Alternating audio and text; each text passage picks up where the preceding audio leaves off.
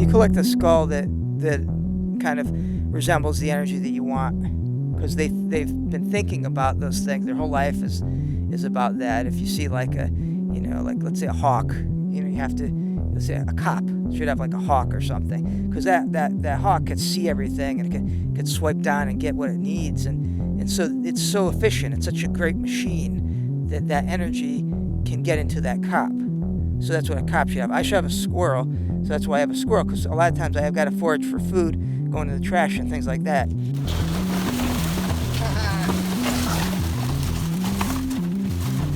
So if I have this, and I'm always thinking about, like, the squirrel always knows when food is around, so I know if somebody just threw food in the trash, I get the sense. The energy gives me the sense, and then I go into the trash real quick and I get the food before it's been in there that long. So it helps me, and also it helps me like where I should put the food too. For instance, I have like bags of food, just like a squirrel. Like I collect bags of food out of the trash, and then I put them in these bags like a squirrel buries food. So that's kind of where you get it from. You just allow the energy to change you and kind of direct your actions. So you don't want like a rattlesnake skull or something like that, because you could be very dangerous, and suddenly you'll become like a serial killer or something. And you don't want to do that. Maybe a raccoon or a deer. Deers are nice because they run real fast. They're always foraging. They're vegetarians, things like that. I wouldn't want to have a bear skull or something like that, because they're kind of mean. They do forage, but they'll also eat. They'll attack things. They'll kill things. They'll eat a lot of meat. I don't want to do that. So I like to have skulls around me that are kind of like what I like. I like to have crow skulls because they can digest things that regular people can't carry in, things like that. But for me, something like a squirrel is the kind of totem skull that you want to be around all the time. And so I had been biking down this road here, and it was about 8 o'clock at night, and I noticed a car had just hit a deer about actually this spot right here, because I remember it was about here. So it basically got hit, flipped around, and landed about there. So I drove up, put my bike down on the curb, and it was moving around a lot. So I kind of stopped, made sure the traffic wouldn't hit it, because I wanted to die in peace. So it was kind of here, and it was down on the ground, and then it was trying to get up. It was like trying to move, but it couldn't because its neck wasn't giving the right signal. So it was trying, and it probably broke its legs too. So then it was down here, it was moving around a lot, and then eventually its leg went up like this, and it was like, and then it just kind of shook around a little bit, and just stayed there. Well, if it happens, we go for a video. So basically, after it was down here for a while, it shook around a lot, urinated, things like that. Then it kind of did this for a while, and then it just stopped. And then I dragged it. I dragged it up like this, and I dragged it, and I went in like here. Then I put it, because I wanted to have the head later. So I dragged it into the woods, I put it down here, and then it went down into here. And then that's where I left it for a couple days until it got ready. So I think it was September 9th, 2017, and about to go home. Ken pulls up next to me, and then he goes, what are you doing now? And he's like, do you want to come cut off a dead deer's head with me? I didn't necessarily think we were actually going to do it, but I just wanted to know what he was talking about, and if it was some sort of joke, or I don't know. So he says that it's just down the street. He had a saw with him. It was just a hand saw. So then he jumps into a bunch of tall grass, and I didn't get out of the car. I was just pulled over. He told me to keep a lookout. He comes back up to my car and he goes, it's not going to work. And I could see the saw in his hand. He said it couldn't even get through the deer's skin. Originally, I tried it with just a hacksaw, because hacksaw can work on some animals, smaller animals, but I found it was really tough to get through the neck, to really get started, get going. It couldn't really latch on. So I called my friend Steve, and he thought that this would work out pretty well, because it's nice. It's got a nice serrated edge, so it really start to has some teeth to it. And then once you get going, it can cut through. Also, once you get to the vertebrae, it's tougher. So you need something that can really kind of cut right through it, because it'll get stuck. There's a lot of tough, there's a lot of hide and things like that in there. So you kind of have to go a little slower. And then once you get through it, you can go faster, really start to move.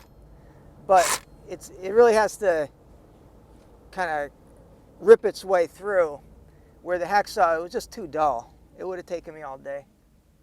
The problem was there's so many flies. So not only did it have a bit of a smell, the amount of flies in it made it difficult to see. It's like a dust storm. It was getting my eyes, so they were all getting inside of my eyes, and I couldn't see because I had to keep blinking, and it was very difficult. But after a while, by the swarm, I kept cutting into it like this. And I had to kind of straddle it too, because I had to get around to this side. So I kept cutting into it. And then I had to kind of score it, like it's like semicircular, like cutting a pipe. I had to cut through the vertebrae here. I actually cut the first vertebrae and kept that, because there's a lot of energy in that too. This area is very thick. There's skin, and there's a lot of fat.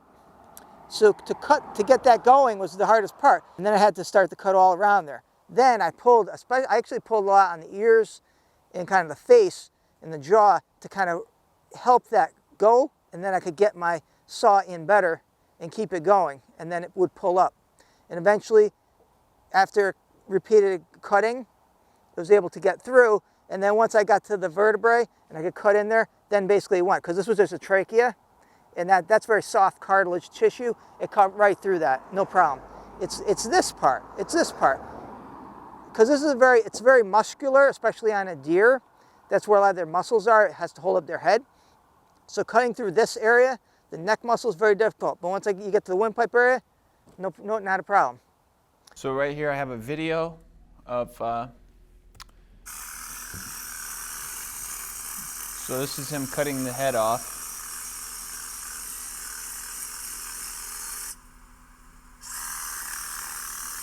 And at this point, I think I was pretty scared. I don't know. I'm not into hunting, or I don't know. I was just surprised that he was actually just going for it.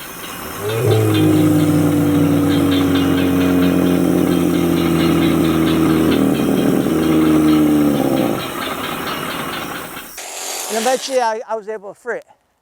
Then, I had brought some plastic bags, knowing it was going to be kind of not the cleanest thing. And so I had some bags I wrapped in real quick, because also I didn't want anybody to see it, because I didn't want it to be have some sort of feelings. You don't want anyone to get the wrong idea. People have strong feelings about removing a head from an animal, but they don't understand the whole concept of getting energy. So that's what I did. And then I left it here. I kind of tried to roll it down a little bit more, and strangely enough, it disappeared a couple days later. I don't know how, but that's what happened. So what I did then was I came into the car like this, with the head, and I put it right in here. And then because Grady was there, and I knew we had to get going, and he was fooling around. So I said, "What are you doing? What are you doing?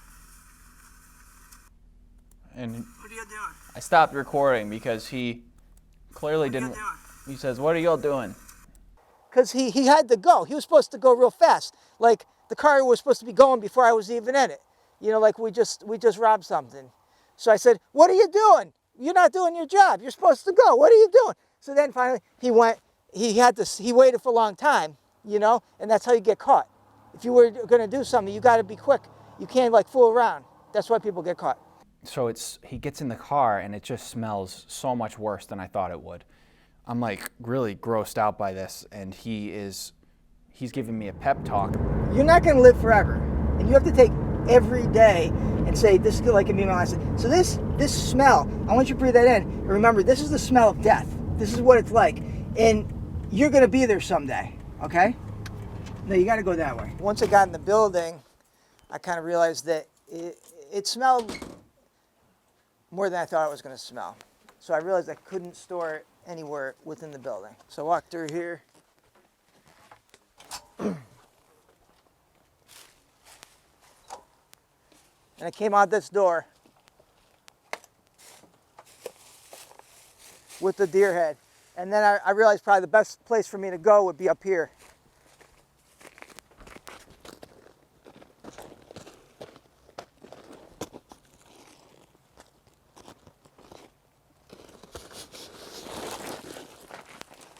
So I came with the deer head.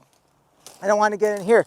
Now I had to go in pretty deep because animals, you know, once they smell this, they could take it from me, and then I wouldn't have it at all. So I put it in here, and I put it like right in here, and I kind of buried it, I think around here.